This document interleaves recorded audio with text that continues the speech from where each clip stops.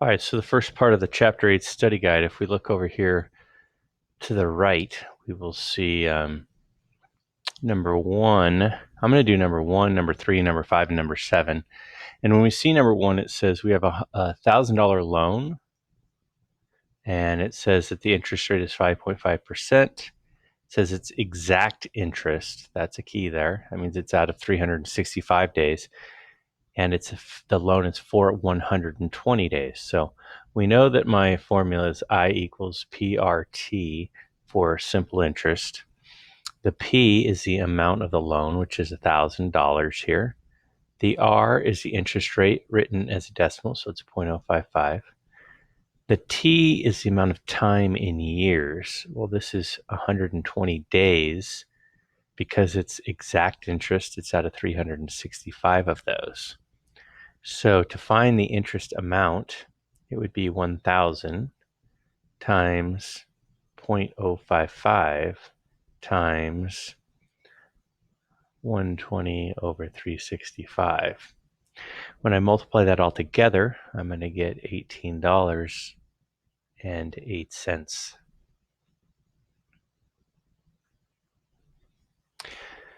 So now we'll take a look at number 3. And on number 3, there's some information to take a look at. First off, it's ordinary interest, not exact interest, okay?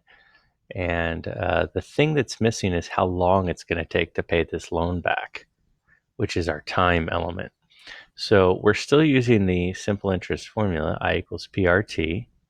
My interest amount is, well, it was originally $3,300 that was borrowed, and they paid back $3,350.15. So if I took the $33.50.15 and I subtracted the $3,300, that would actually tell me that the amount that was earned in interest is $50.15. So that is actually my interest earned, which is $50.15.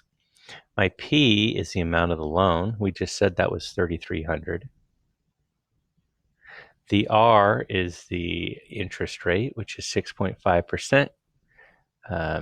So it's 0.065 written as a decimal. And then my T, my time, is going to be some number of days, but it's ordinary interest days. So it's some amount, I don't know what it is, over 360. If it was exact interest, it'd be over 365.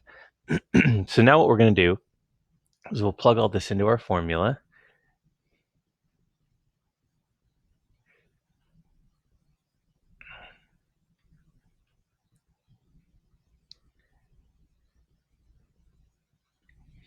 All right, so first step I would do is multiply these two things because there's no fraction to deal with, there's no x to deal with, so I'm going to go $50.15 equals 3,300 times 0.065, which would give me 214.50, and that's times x over 360. So there's really a couple of steps we're going to do here next. Is we need to divide each side by 214.50 to get this out of the way, away from x, and then we have to multiply each side by 360 to get this fraction part out of the way. So first thing I will do is I will multiply each side times 360 over 1 and 360 over 1, and that's going to give me 18,054 equals 214.50 times x. Then I divide each side by 214.50. And when I do that, it's going to give me 84.16. So what does that mean? That means that how long am I going to borrow the loan for? I can't borrow it for 0.16 of a day, so it would be I would have the loan for 84 days. So number 3 would be 84 days. All right, so now we'll take a look at number 5. Number 5, the Browns are buying a new living room set for $1,875 and made a down payment of $250 and finance the rest. How much are they having to finance? So remember, the finance amount is the cost of the item minus the down payment. Well, these people, the cost of the item isn't that, we said it's $1,875, and then the down payment is $250. So what I've got here is $1,875 minus $250, which leaves me with a grand total of $1,625 that I'm going to have to borrow in order to buy this item. Last number is number 7. And for number 7, it says that I purchased a used car for $1,285, and I'm putting 25% down. What is the amount that we financed or the amount that we borrowed?